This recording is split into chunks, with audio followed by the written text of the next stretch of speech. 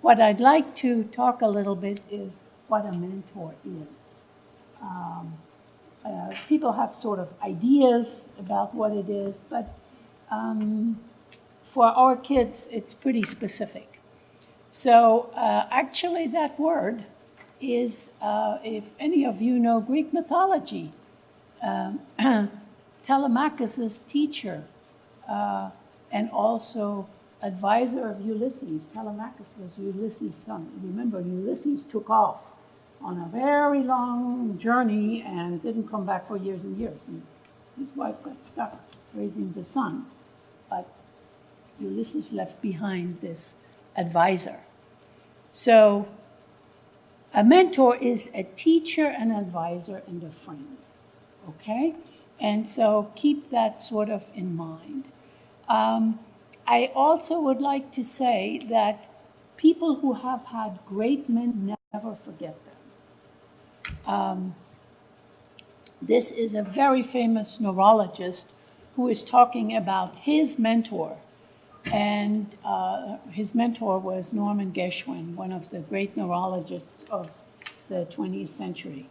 And he says, Norman never stopped teaching. After he died, I grieved as if I had lost a family member. It's that close. And they were just in medical school together. But it took over their life. So, your goal as a mentor is to provide positive, consistent, and caring adult relationship. That's the important piece. So that you'll guide and inspire your mentee. And because in the foster care system, there is very frequently, as you probably have heard, not that much inspiration, some guidance, but often families are large and there's a lot going on. And so you have the one-on-one time, and that's why you're going to be influential. Being positive means looking for your mentee's strength. You know, your mentees will come in all kinds of shapes and levels of intellect as well as skills. Different children have different skills. Some are good athletes, others are terrible athletes, but they may be kind of bookish, or they're very good at entertainment. They can tell you every movie, every actor, and they're up on that. Or they love music. They may not make it, but they love it, and they can tell you everything about music. So take their strengths, develop their strengths. Praising, big and small praises are important. Now, that doesn't mean that you say, great, great, at everything that comes down the pipe. No, because children have a nose for people when they're faking. And that's the one thing you don't want.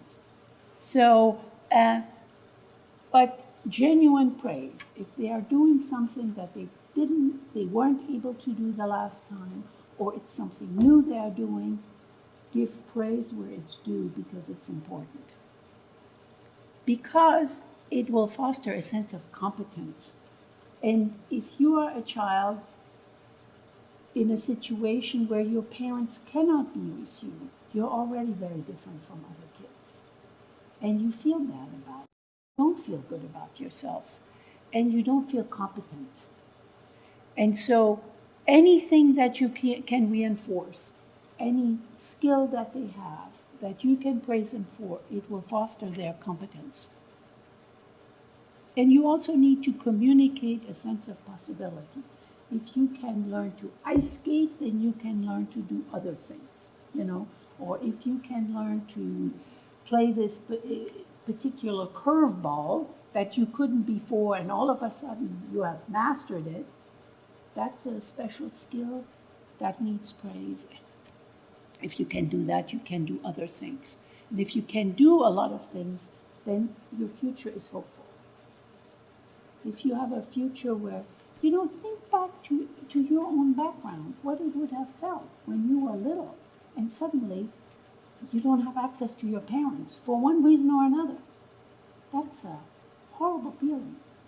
So sometimes it may not be, because if you had really bad parents, you may be happy, but then you're still in a situation where you are afraid. You know, these people who are your foster parents, you are not sure. Are they going to be nice people? Are they going to be not nice people? They are constantly people in your life that you haven't asked to come in your life, but they are forcefully in your life. Social workers, psychologists, other people, you know. So I said you also need to show consistency. How do you show that? Your contacts with your mentee should be regular and predictable. You have a certain day that you go. We also have certain Saturdays where we meet as groups, where you come with your mentee and their group activities. Those are always, I think, every second Saturday of the month. Is that it? Yeah. So that's already set. But the days that you meet, that'll depend on your work time, you know, what's doable for you. And it may also depend on your mentee. If your mentee is part of a sports group and he has practice, then you have to meet on different days. So, but it has to be regular and it has to be predictable. Changes have to be discussed and explained. You can't just pick up the phone and say, John, we were going to meet Wednesday, we're going to have to make that Thursday. You have to say, this and this has come up, and I can't get out of that. It's at work, and it's part of my job, and I don't want to lose my job, so we're going to have to do it somewhere else. Children understand work. They understand jobs, but they don't understand changes that aren't explained. They get resentful, they get very angry at changes. You also have to clarify the boundaries of your relationship. With some children, you have to do that very early. Young children who have been bounced around a lot, sometimes what you see is they get very clingy. And from the first visit, you know, they hang on to you and they are overly friendly. Normal children, they kind of look you over for a while before they get friendly. But some children who have been traumatized by frequent changes, they will get to be overly friendly, and they basically want to go home with you. And so there have to be some boundaries. We're friends, we do things together, but you can't come home with me. We do a lot of things together, but you know, you go home to your family, your foster family. But you need to be seen as a highly reliable and dependable friend. That may not come right away, and we'll talk about that. But ultimately, that's what you're shooting for. How do you show caring? The first thing you show caring is you show respect. Just because somebody is 6 years old, 7 years old, or 13 years old, doesn't mean that they don't get the same respect that you would show a peer. That is truly important, and children sense very quickly whether you respect them for their ideas. You need to let them speak up. You let them get a chance to finish their sentences. If they argue with you, they need to be able to give their point of view, and then you can explain your point of view. But you have to give that respect. That is really important, especially since a lot of people in their environment may not show them very much respect. And it's important that you show that when your mentee does good or bad, that matters to you. Because here again, if you didn't care about him, you wouldn't care about whether he's doing something really dumb that gets him in trouble in school. You wouldn't care. But if you care, then you say, you know, that was not really a good idea. Maybe the next time you should think, you know. You also need to show your mentee that having fun is an important part of your relationship. And he'll get that because every second Saturday you're going to be doing activities, and they'll be really fun activities. And they will likely be things that they've never done before.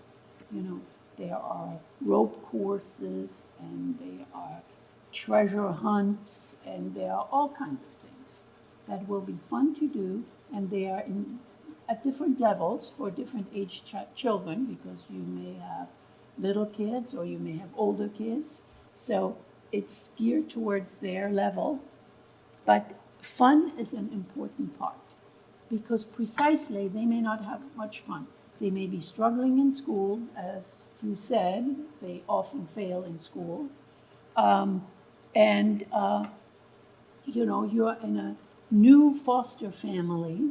You don't know, there are other children there. You may not get along that well with some of the children, but you're stuck. So having fun, you need to bring some fun in their life. But you also need to show them that being responsible is part of caring. Being responsible means that if they cannot make the day that you meet because something has happened, they need to be responsible and pick up the phone or get information to you that says, no, we can't meet on that day. There is something. I have to go to the doctor with my foster mom or something like that. So it has to go both ways. The rest, these were the kind of overall what goes on between you and the mentee. But we're going to discuss a list of practical issues. We're going to talk about the fact that the capacity for attachment of any one mentee will limit your relationship. Some people attach easily, just as among grown-ups. Some people make friends very easily. Other people take some very long time to warm up. That doesn't mean they cannot be good friends, but they are just much more cautious. So we'll talk about attachment, how it influences development, and how it will affect your relationship. But it's a very important factor. And then we'll talk about what's likely to happen immediately after you have the match, how you need to communicate effectively, and how you establish those boundaries that we have talked about. And then we'll talk a little bit about the ongoing issues, how you manage emotions, and how you keep mentors and mentees safe. And then we'll talk a little bit about how this relationship is likely to evolve. So we'll start with attachment. What is attachment? It's an affectionate bond between two individuals that endures through space and time and serves to connect you emotionally.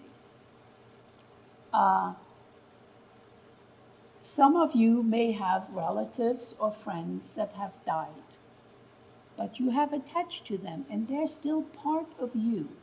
There are still days when you say, oh, I wonder what so-and-so would do in this situation. I wonder whether they would like that I am able to do this. Or, I regret that they are not there to see me do this. This is an attachment, and it lasts through time. And this is the kind of thing that you're hoping for. But it may not come so easily and so quickly. How do we learn to form attachment?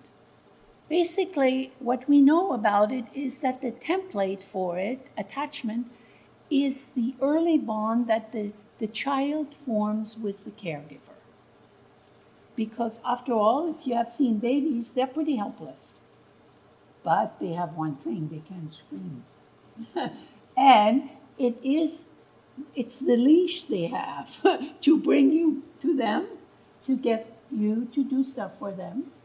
And so when this happens frequently, the child cries, and you come and you say, oh, are you wet? Do you need to eat? What's wrong with you? Do you need to be carried around a little bit? Are you bored? You go through this whole list, and the child learns that he or she is effective. Screaming brings action. When I scream, this person comes to me. So it's a reliable interaction. And children also learn that it's not just screaming, but very early on, little babies that are 2 days old have something called responsive smiling. If you go, coochie coochie, or you go smile, they'll smile back at you. Even though they don't see that well at that age. But their nervous system is geared to in such a way that they recognize faces. And in the face, they pay attention to the eyes and the mouth, and if the mouth goes like this, they automatically copy. So, of course, responsive smiling is a biggie because we, as adults, dumb adults that we are, we're looking at the baby. He likes me. He doesn't like you. He's responsively smiling, but you're flattered. And so you attach to the baby too. It goes two ways. So the caretaker is adopted as the go-to guide. If there is a problem, you cry and the caretaker will come. And the caretaker becomes the source of positive sense of self. You're pretty powerful if you can order a big person around. When you call, they come. So it makes you feel good. It is also why some children who have been mistreated don't develop attachment, because this doesn't happen. They cry, and for some reason or other, the adult isn't coming. And so life is not predictable, and life is scary. So you may have children who have gone through this. So this attachment is also much more important. It is kind of the looking glass that helps the child sort out things. Because if there is a new experience, if you observe children going with you through a new experience, they will look at you. If there is something unexpected that occurs, they'll look at you. They look for your reactions. Is this something good? Is this something bad? Does she like it? Does he hate it? That is how they see whether something is good or bad or has potential. They read your emotions and your reactions. So that's what I mean by the looking glass. So that's how the child interprets what he sees around. It's also how the child learns to feel emotionally. Does this person feel good about a situation like this, or does a person not feel good about the situation? And then the child also learns to have a sense of self-concept. What kind of a person am I? Because people like me, people smile at me, people applaud when I do something right, which we do in school a lot. That's the reason for, having applause in school or at a function. It's to say, yes, this was great, we like it. So, and it improves your self-concept. Attachment and perception. Organizing of perception promotes the belief that the events proceed in an orderly fashion. Events aren't just happening. There is a reason for it. It's organized. And why is that so important? It's important because it promotes logical thinking. A is followed by B, and so you learn these sequences, these natural sequences. And, when we don't think logically, the definition of somebody who doesn't think logically usually is somebody who is mentally ill, because their brain has not been organized in such a way that information is organized in a logical fashion. Logical thinking is necessary, of course, to develop intellectual potential. If you're not logical, math is a very strange thing to you. And also writing anything, communicating what you have experienced. If you're not logical, you can't really communicate. Think about, you take a 2-year-old to, let's say, the fair, and you come home and you say, what happened? You are going to get a laundry list of stuff that happened, and it has no beginning, no end, it's here and there. It's because 2-year-olds don't think logically yet. So, attachment, perception is intimately linked to your development of logical thinking. Attachment and feeling is also important because this is how you learn to relate emotionally. If you relate emotionally pleasantly to a caregiver, then there is no reason why you shouldn't do that to other people around the caregiver and to friends who come to the house, and therefore your network of people that you relate to gets bigger and bigger. So, and in the process, it promotes a sincere concern for others and their feelings. Because if you like the people who come to your house, you don't want to disappoint them. And so you begin to have this little program in your head that says, would Grandma Jones like what I'm doing? Would my teacher be proud of me? Would so-and-so like me when I'm doing this? And what is that? That's a conscience. It's an internal process that says, this is not good, or this is really good.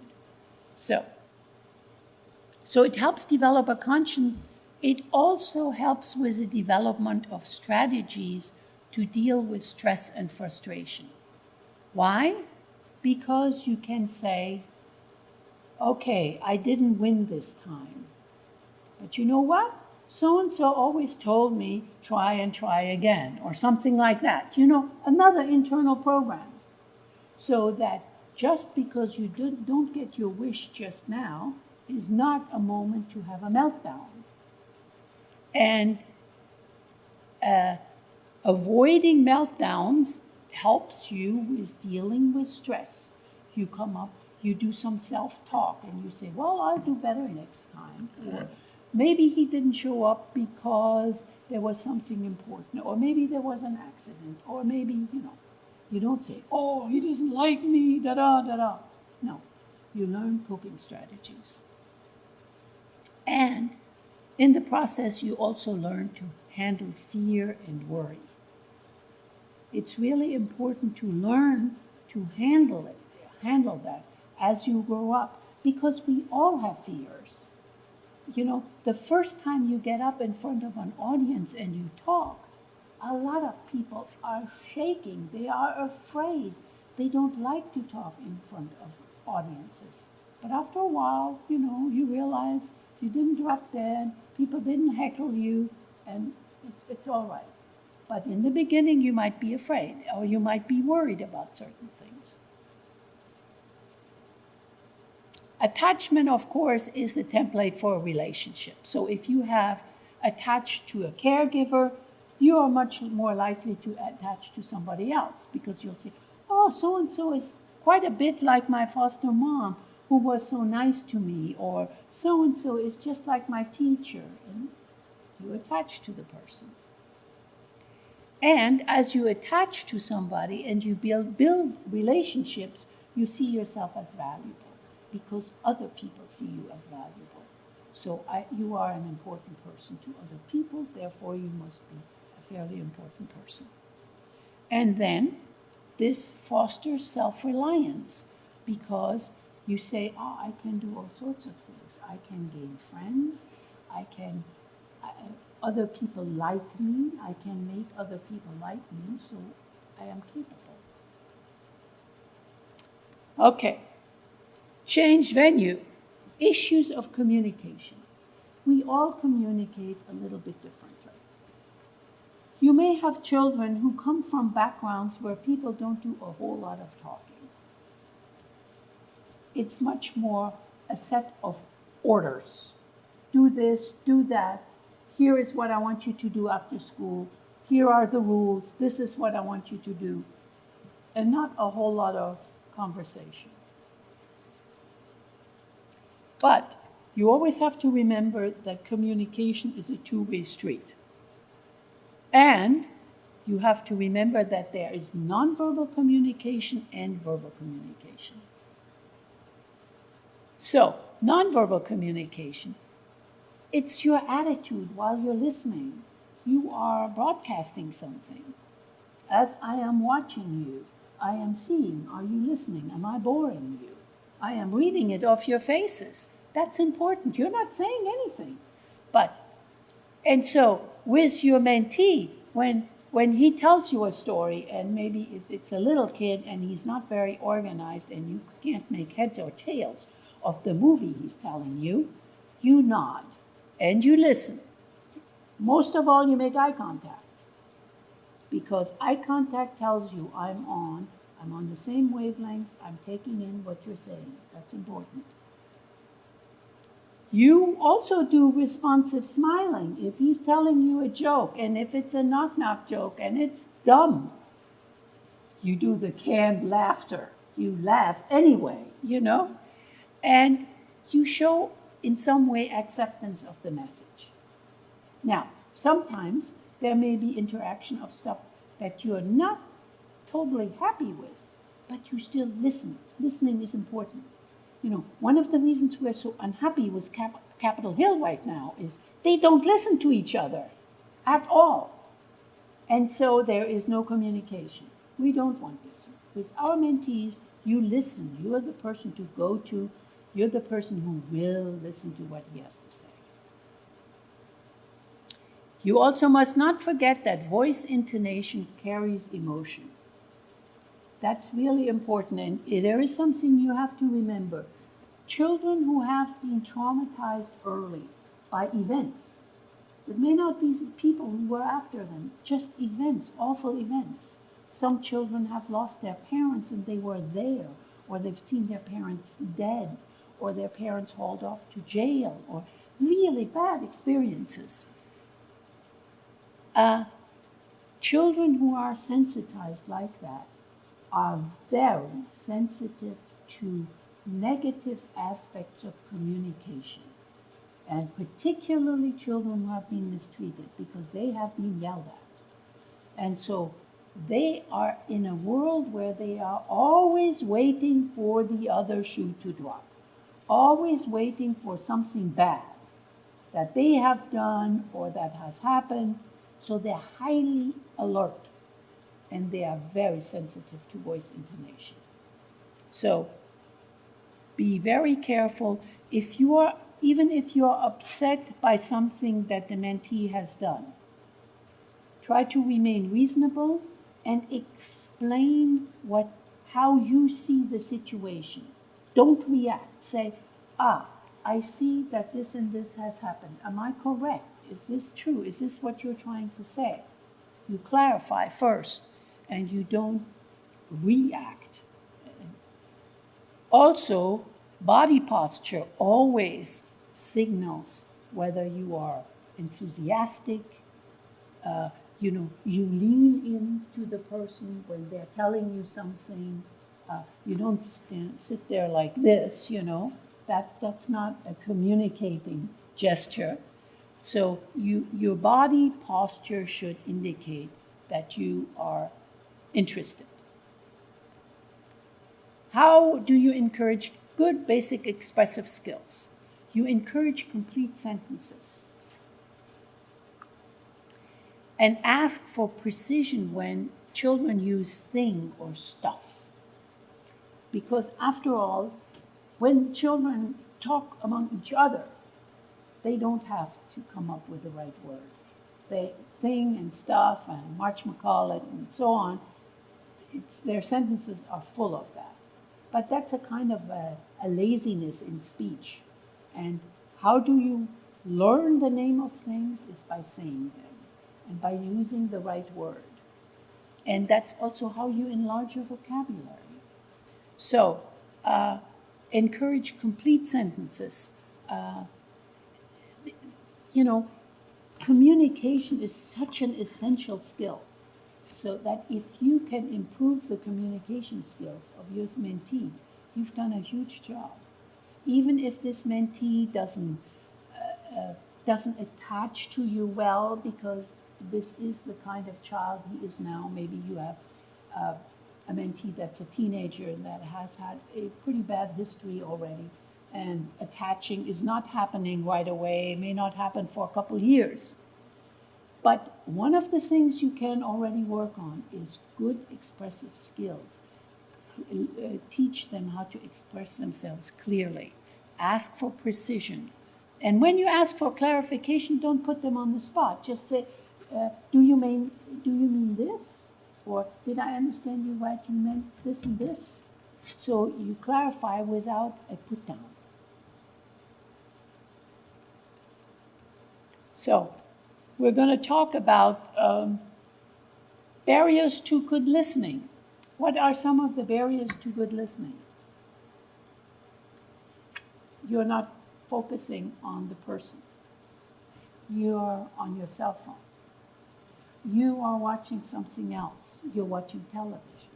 Those are all barriers to good listening. Listening mistakes in conversation. Jumping to conclusions. Person starts a sentence and you jump in and you say, yes, that reminds me of so-and-so. They haven't even finished the sentence.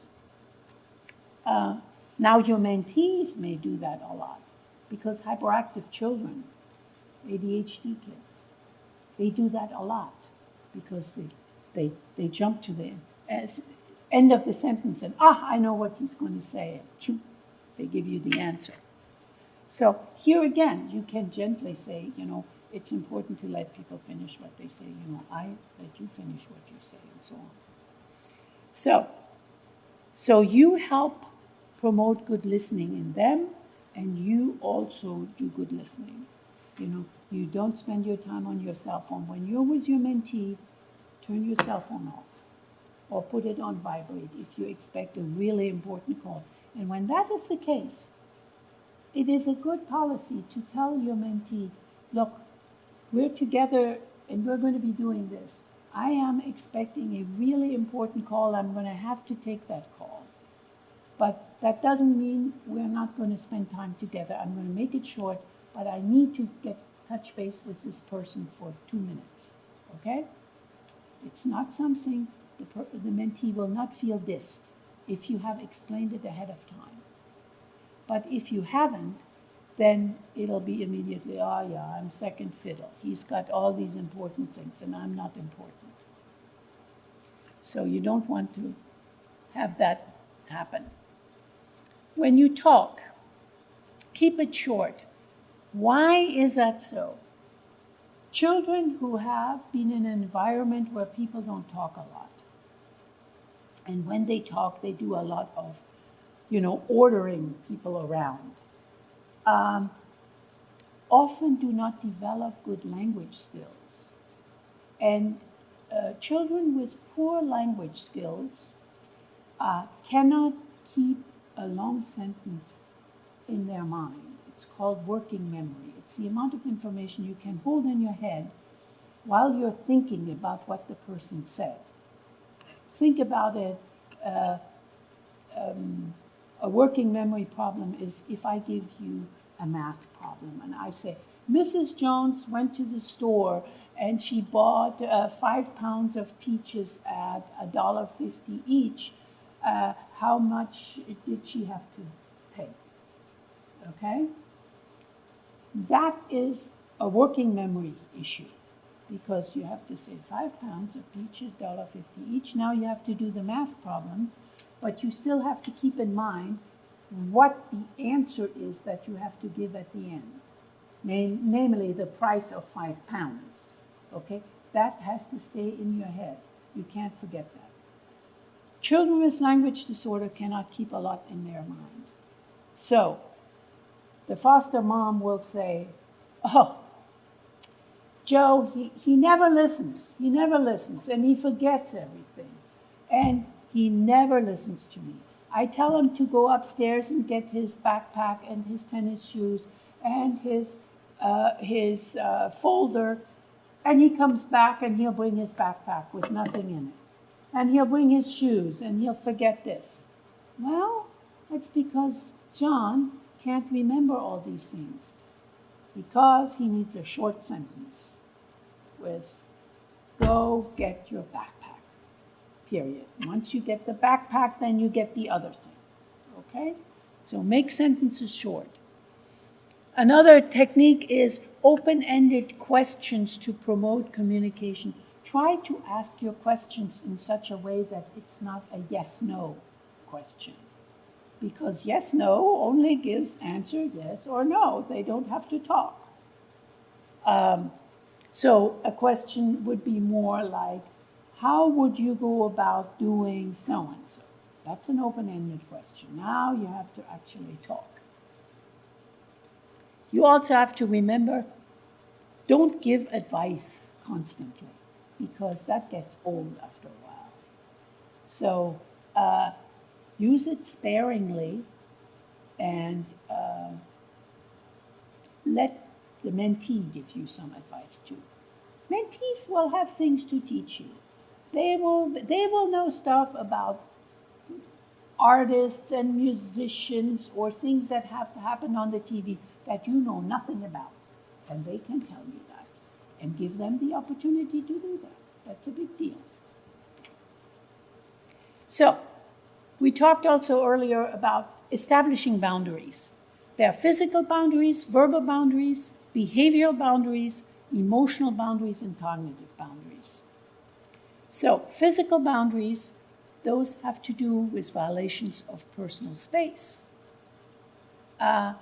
When people are too close to you, it feels uncomfortable. It feels threatening.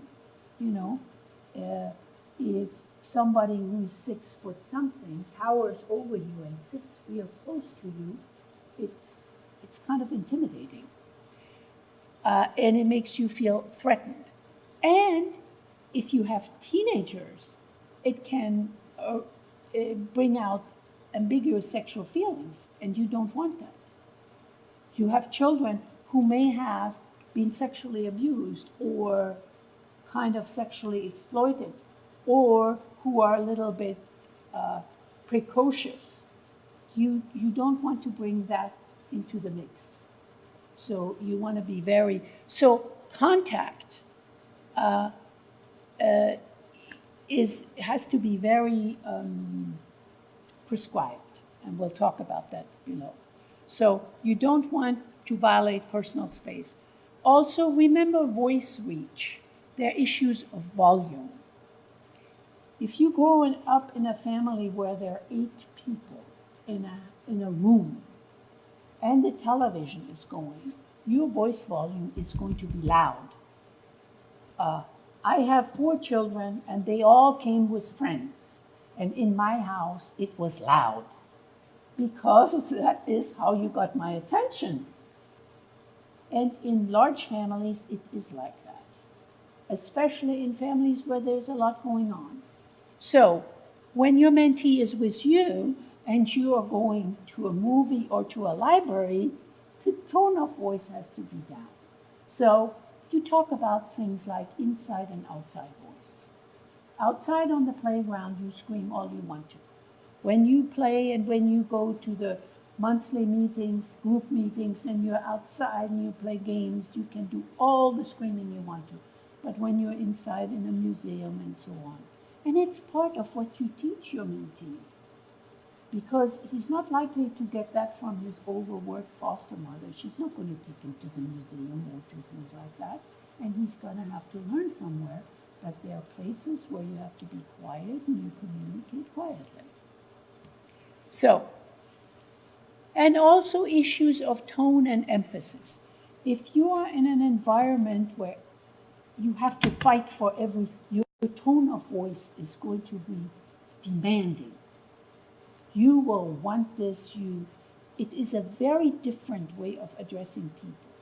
And so that you are going to have to explain that you can ask something in a very quiet way because you're the mentor and you will listen to him and so on. You don't have to have an entitled voice and you owe me this and you have to be here and you have to do that. No. So you explain that there are issues of tone and issues of emphasis. Now, back to physical contact. Positive physical contact.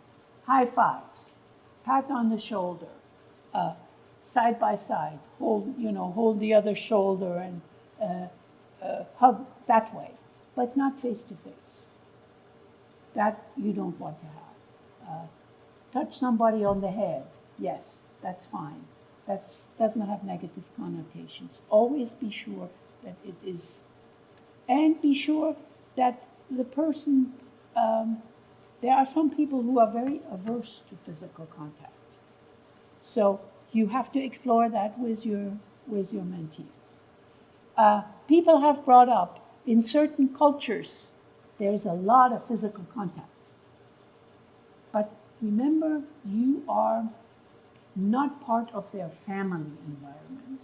So it is not, you shouldn't be as physically close and touchy-feely as family members.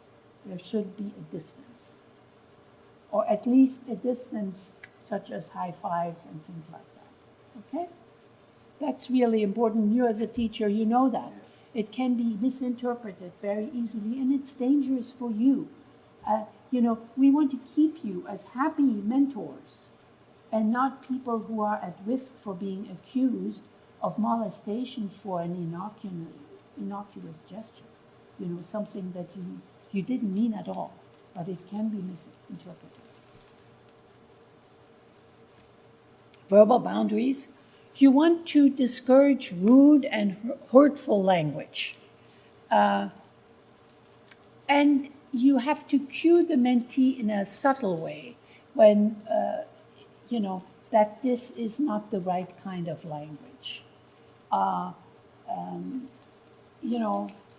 You can say, I would have said this, or, I kind of get hurt when you say this to me, or people don't usually call me this, or so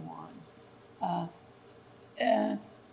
Asking how it would make the mentee feel is maybe sometimes not the right thing because people around him probably use abusive language frequently, and so that's why they use it, and they don't see anything wrong with it. But it's up to you to say, you wouldn't say that in school, would you? And you wouldn't say it in church, would you? So let's not use that language. You also need to model how to present grievances in a neutral way and in an assertive way. So it's not demanding. You as an adult know that when you present a grievance in a neutral way, but in an assertive way, you are going to get much more reaction to it and much better results than when you come and you say, yeah, well, I've been here 2 months and I want a raise. It's not going to happen, You have to say, well, I have done this and I've done that. And when we first talked about our job, you said that this and this would happen. That's a much more assertive and clarifying way. Behavioral boundaries are also important. Remember, you're going to a monthly meeting and there are going to be a lot of kids. So, hitting, pushing, and shoving is not the thing. And then other behaviors, lying, cheating, stealing, are things that are not acceptable. And you have to be, do any of you have kids of your own or nephews and nieces that you're really close to? No. You will know that little kids will go through stages like when they're 5 or 6 and you put them in a bind they will lie because it's the easiest way to get out of it.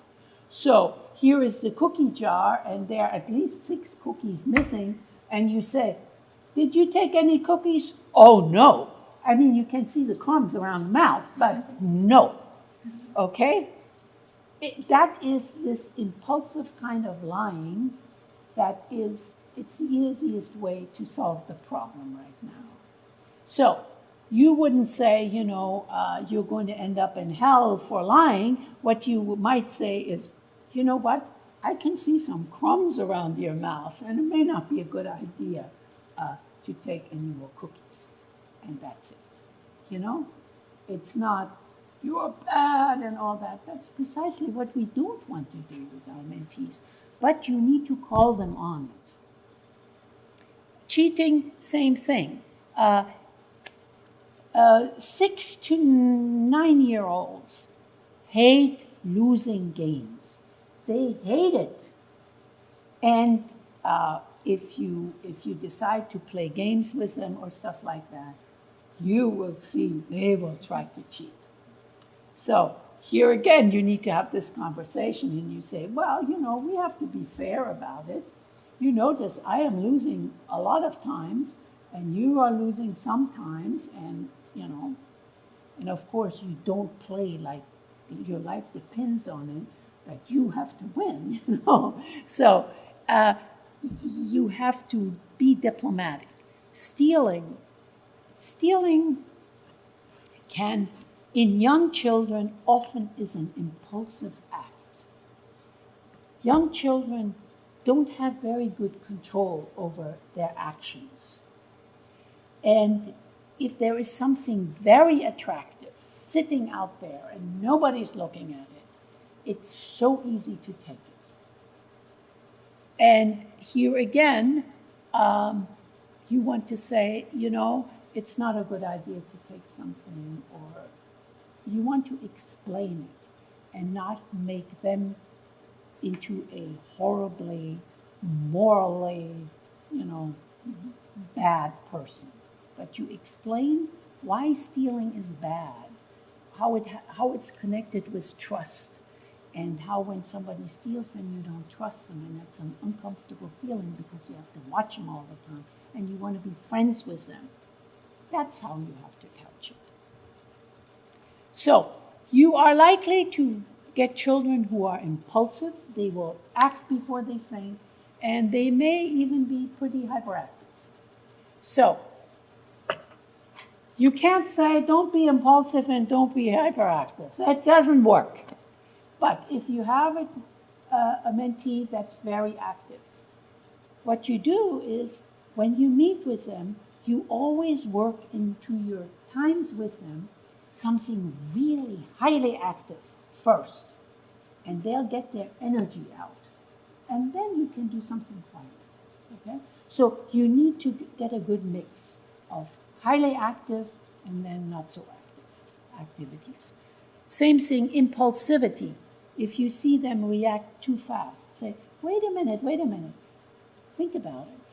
Or when they make choices that are, you give them something to choose and you haven't barely lined up everything that they have to choose from, they've already made a decision. You say, wait a minute. If you choose this, you could get that and that. If you choose that, you could get... So you explain the choices, and you teach them to wait a little bit before they react. It's something you learn, so you help them learn it. Some of the children you may see may also be oppositional and defiant. Probably in the adolescent group, that you might find that more often. And that is generally, you say, let's do this, and you will hear immediately, no, I don't want to do that. So the best way is not to engage in a tug of war, like saying, oh, but we have planned it, and I've spent so much time doing this and this. It won't work. In a truly oppositional individual, it will not work. So if you recognize that your mentee has this tendency to be oppositional, you start from the beginning. I mean, you're the adult. and you're the person who knows and who has a bigger brain and a brain that works well. So you say, look, here are some choices we have that we can do today. And you offer choices. Then they are the choosers, and they are less likely to say, no, I don't want to do it, because they have chosen. And you can say, here are choices, and you can say, do you have any other things that you may like to do today? There may be something special that you may like to do today. So show flexibility. So that's give choices. Emotional boundaries, you are a friend, not a therapist. And you need to recognize boredom, lack of interest, lack of motivation are symptoms. And they are very well known in adolescence. The adolescent who hunches on a chair and you say, oh, we could do this. No, nothing is interesting. Well, frequently adolescents have a lot of hormonal ups and downs going on, and very frequently adolescents go through periods of depression.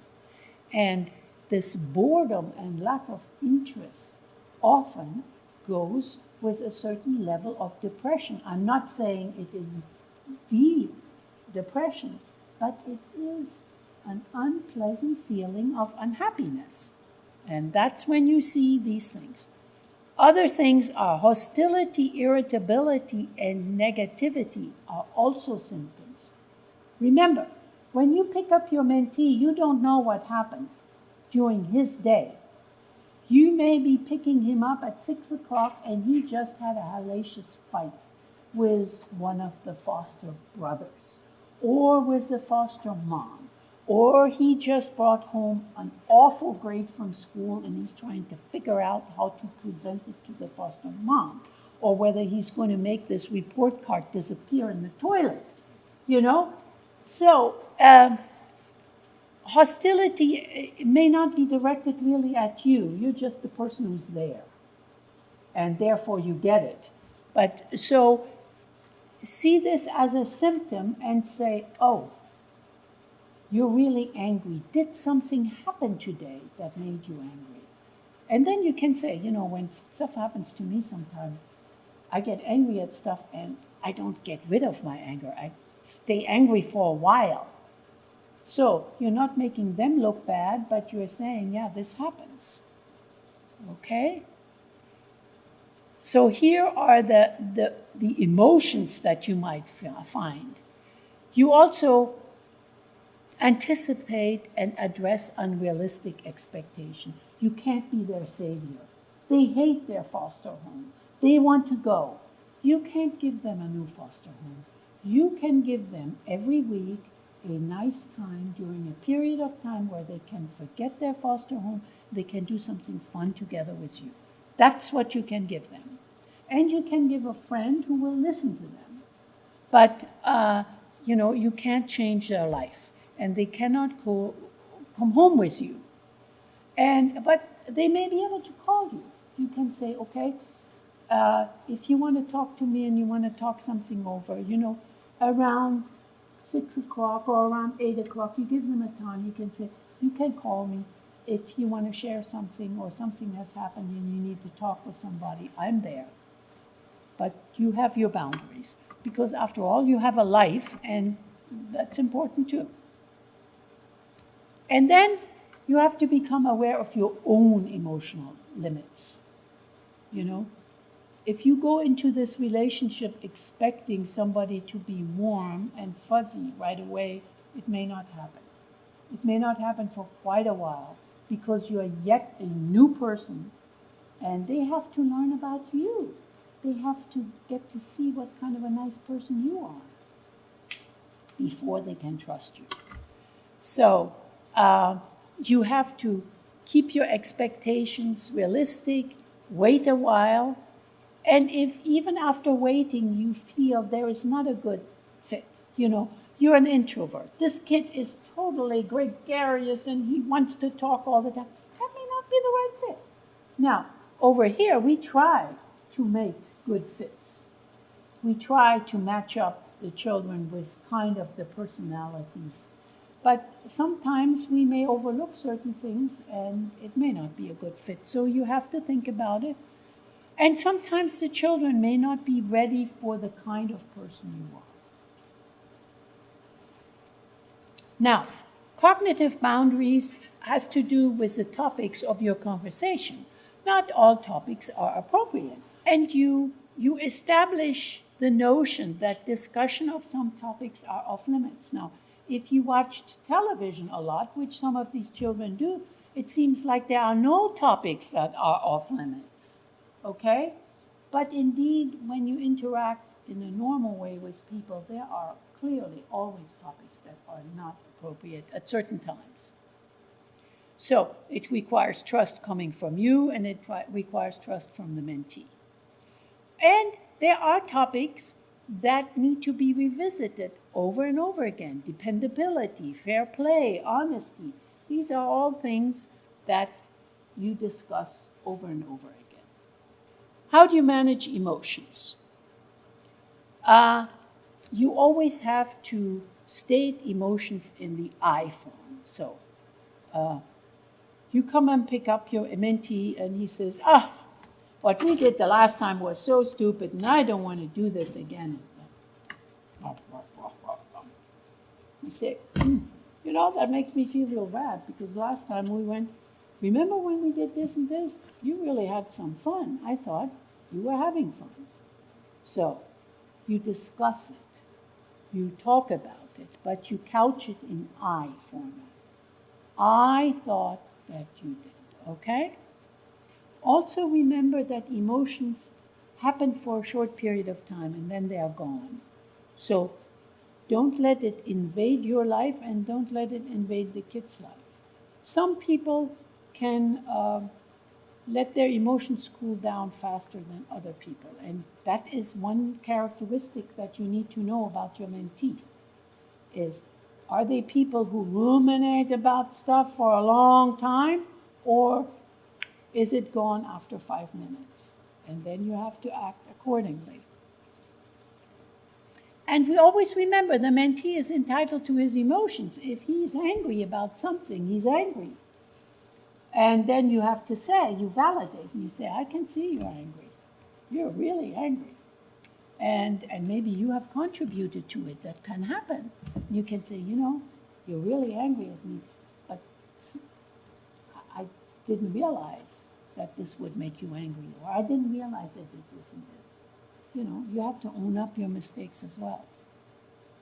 Don't escalate and tend to exit to let the emotions cool down, and then you can always revisit the issue later when everybody has cooled off a little bit.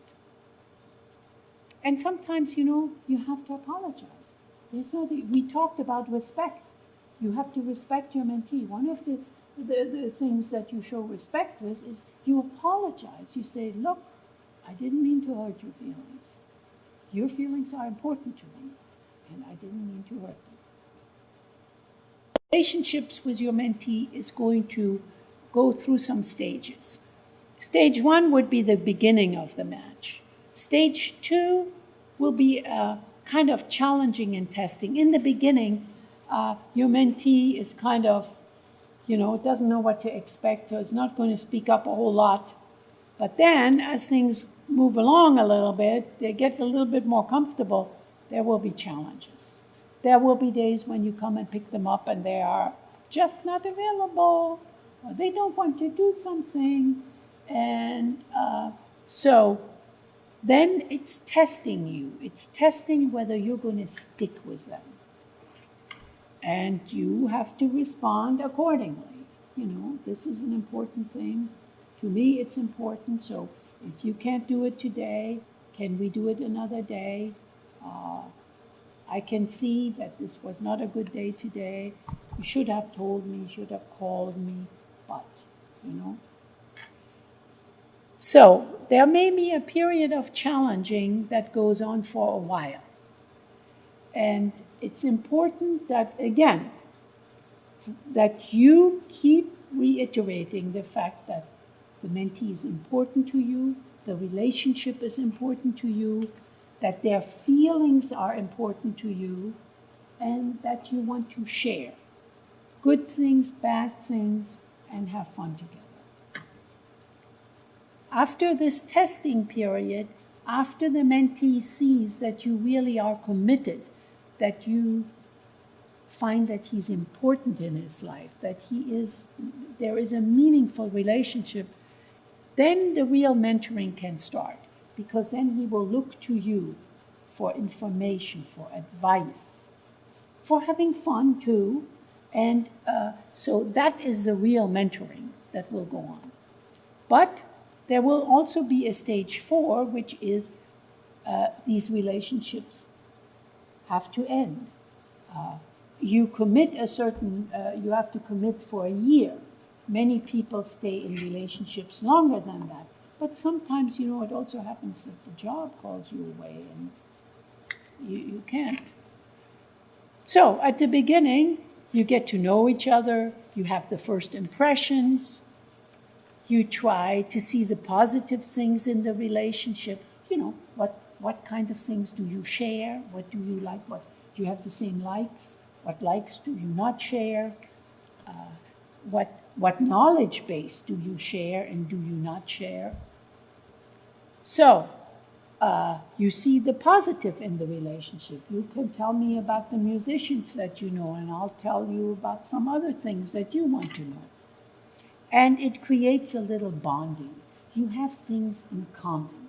And that's one of the reasons for these monthly meetings also, because you experience events together.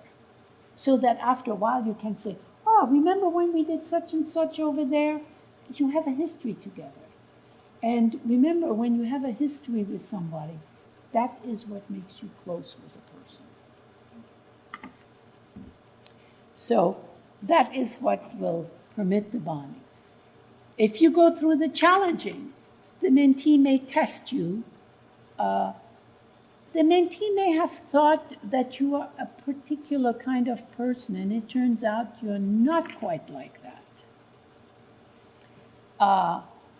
I'm a teacher, and I am very open to explaining 50 million times in all kinds of different ways things. So I'm very open to people coming and asking me questions and teaching it many ways and promoting learning in different ways. However, when I score, I score. And I am not super lenient. The reason for that is because I'm not doing people a favor by being lenient. I would make them think that they have learned something when they haven't learned something. So, first impression, me as a teacher is, oh, she's a pushover. She is always available, all that. No, I'm not a pushover when it comes to grading, when it comes to evaluating what you have learned, because I need to show you what you have learned so that you know what you can improve. So rethinking first impression happens in all contexts, whether it's with a new teacher or with a new mentor or a new friend down the street. Then you may have difficult feelings or emotions may surface, You may have a feeling of disappointment, and it may feed into an experience you have had. Maybe if you're in a single parent family and there was a boyfriend and you attached to the boyfriend and suddenly he disappeared. Now you are a mentor, you're coming into this person's life and he says, oh my God, I'm going to attach to this guy and then he's going to disappear too. So this will bring difficult feelings. So you have to be aware of that. Now, when the relationship becomes secure again and you feel right again and then you start trusting, and then you can see the growth, because the mentee now will want to work. He will want to do things with you. He will want to learn things and understand that you want to do certain things a certain way. And then there is a deeper connection. Now, ending, You need to explain that although regular contact and meetings might stop, the feelings remain. And that's going to be an important thing. As a mentor, you need to work this in.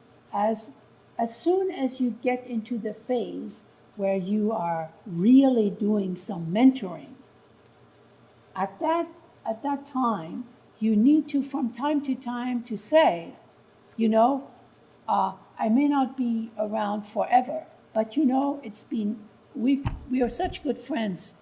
I'm always going to be thinking of you, and I'm always interested in what's going on with you, and I'll always want to know. So you begin to build that in, so that if there is an ending that comes, there is already a security that, you know, I matter to this person, and it doesn't matter if she moves to Chicago, she'll pick up the phone and call me from time to time to see how I'm doing, and I can do the same thing. That's what you want to develop. So as a good mentor, you will keep contact at a distance, and because you want to broadcast the idea that how your mentee develops, how he grows, that is important to you. And that's your function as a mentor. Now, there is one last thing, and that is the importance of measuring progress. You will write little bits about your meetings with your mentee. And that is that we have various ways of monitoring your progress with your mentee. That is not to be intrusive. It is to see if people get stuck in a relationship or something isn't moving. So measuring progress is important for the mentee, and that's easy for you to do. You know, 3 months from now you say, you know what? Remember when I first met you, you couldn't do this? And now, watch you, you can do this. Or remember the last time you didn't know how to take the metro to such and such a place, and now you can do it. And, you know, you do all these things. So, measuring progress, showing progress, bringing it up to the mentee is important. For you as a mentor, seeing progress is also important, because you want to see that you're doing the right thing. So you want to see progress. For Best Kids, it's important because we want to know that we are doing the right teaching, the right support of our mentors, so that they really can get maximum work out of this mentorship. And then Child and Family Services, it's important for them because they refer these children to us. And they need to be seeing that these children are truly doing better, that they are not truant from school as much, or that their grades are stabilizing a little bit, or that the foster parents are a lot happier with them because they are a little bit more nicer to the foster parents, or they are nicer to some of the siblings, or they're behaving a little bit more responsibly. These are the things that CFSA must see to. And the other thing is granting institution. Running an organization like that, you know, we have coordinators and people who help with the activities when we have the monthly meetings. They organize the meetings, and it takes a lot of effort to do this. So we pay them. For that, we need to get grants. Nobody gives us grants if we are not an organization that is effective. It's as simple as that. So that is all. Any questions? Anything? Also, what I want to say is that we have a lot of resources. Once you have your mentee and you see things, maybe your mentee looks kind of depressed or always down. These are things you bring up here because the mentee has a social worker. There is a system that you can refer to, and maybe these social workers are busy. They don't see them regularly. So you see them a lot more regularly. If you see any changes in their behavior, and you observe it over a number of visits, that is something to bring up to the coordinator. The coordinator touches with a social worker and says, we are observing so-and-so isn't doing so well. Is there something going on? Should we refer him for some counseling? This is important because you see the child and you see if there are any changes.